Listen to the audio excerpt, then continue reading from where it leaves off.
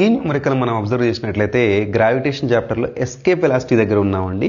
Escape వెలాసిటీలో ఒక numerical observe చేసినట్లయితే మనం ఏమంటున్నాడు, the escape velocity of the projectile of the earth surface is 11.2 అంటున్నాడు. అంటే డయాగ్రామ్ క్లియర్గా వేసుకున్నాను. సో ఎర్త్ సర్ఫేస్ దగ్గర ఎస్కేప్ వెలాసిటీ ఎంత 11.2 అంటున్నాడు. ఎంత వెలాసిటీ? v వెలాసిటీ అంటున్నాడు. కేస్ 1 ఇది.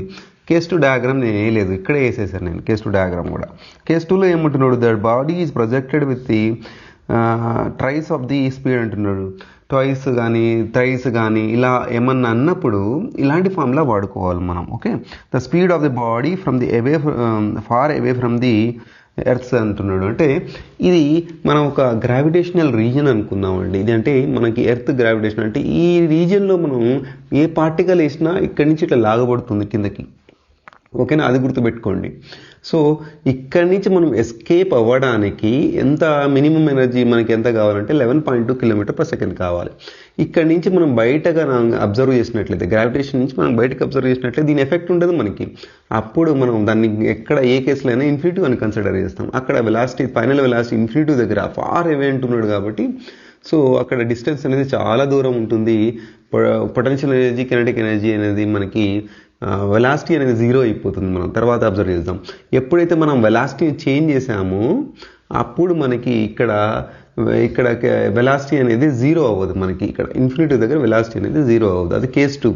సో మనం అలా అబ్జర్వ్ చేస్తే మనం ఇక్కడ సింపుల్గా ఒక ఫార్ములా తీసుకొని మనం సింపుల్గా చేశాను. కేస్ 2 మనం అంటే దీన్ని ఇంకొక విధంగా కూడా చేయొచ్చు మనం.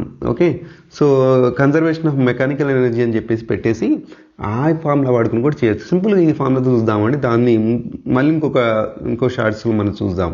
ఓకే, వి డాష్ అనేది ఇక్కడ మనకి ఎస్కేప్ వెలాసిటీ అదే అడుగుతున్నాడు మనకి. ఓకేనా,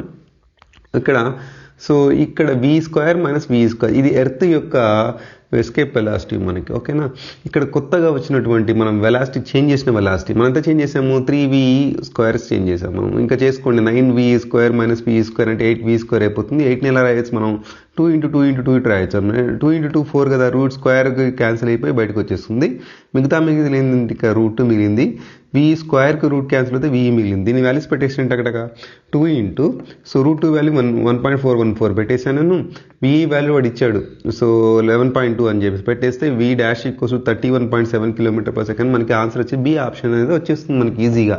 మనం ఇంకొక షాట్లో మనం conservation of mechanical energy use చేసి కూడా దీన్ని సాల్వ్ చేద్దాం. ఇంతే సింపుల్గా. ఈ 4 స్టెప్స్ మీకు కనబడుతుంది కదా, అక్కడ కొంచెం లెంత్ కనబడుతుంది అంతే.